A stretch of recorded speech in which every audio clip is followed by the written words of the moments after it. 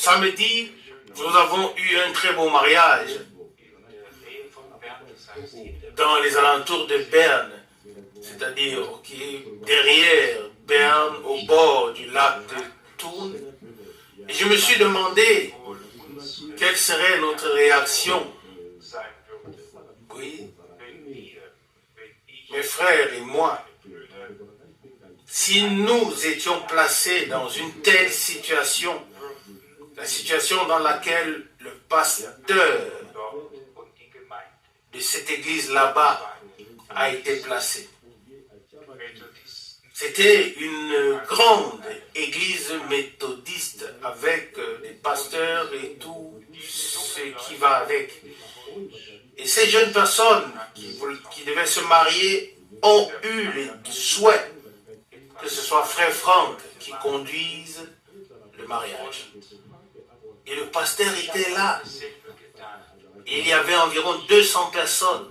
Et j'ai pensé à moi-même, comment est-ce que je prendrais la chose si cela m'arrivait?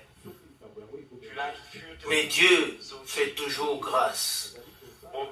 Peut-être, c'est pour cela qu'il me conduit sur les chemins si profonds pour comprendre chacun dans chaque situation et ne jamais regarder d'en haut pour regarder, mais regarder d'en bas pour aider les autres. Et cet homme, ce pasteur, m'a serré la main d'une manière particulière avant que je ne parte en disant que Dieu bénisse ces mariés par ton ministère. Cette parole a visiblement touché les gens. Et ce jeune homme qui se mariait était seulement venu 2 fois aux réunions de Zurich. Et la parole l'avait tellement saisi, il était tellement submergé. Il était déjà sorti de cette église méthodiste et a quand même demandé au pasteur de cette église que le mariage puisse avoir lieu là-bas avec tous les siens. Et le pasteur a quand même dit oui. Imaginez-vous un peu, comment aurions-nous réagi? J'en ai tiré une grande leçon, à savoir qu'il faut toujours faire preuve de grâce et d'amour, surtout dans les situations critiques de la vie. Que Dieu nous le donne vraiment en abondance. Car ce n'est qu'ainsi que nous pouvons gagner les autres.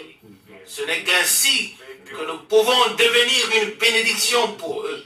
Si nous nous plaçons au milieu d'eux et nous faisons, et si nous nous faisons plus petits qu'eux et laissons l'amour de Dieu triompher sur tout. Pour cela, Dieu doit nous accorder toujours sa bénédiction. Vous savez que frère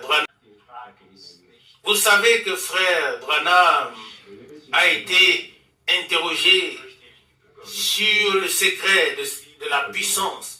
Il a répondu, la question n'est pas celle de la puissance, car ça a lieu par l'amour de Dieu.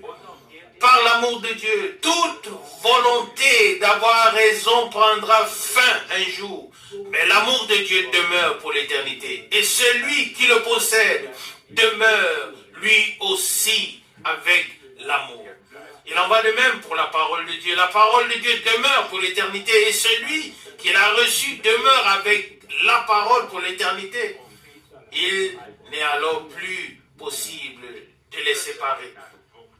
Tout comme les prophètes de l'Ancien Testament étaient appelés Dieu, parce que la parole de Dieu leur avait été adressée et qu'ils avaient reçu en eux cette substance divine. Ils ont été placés dans la condition divine, déjà ici sur terre. Et notre Seigneur a dit, j'ai dit que ceux à qui la parole a été adressée sont des dieux, selon Jean 10, verset 35, rendus divins par Dieu, par la parole.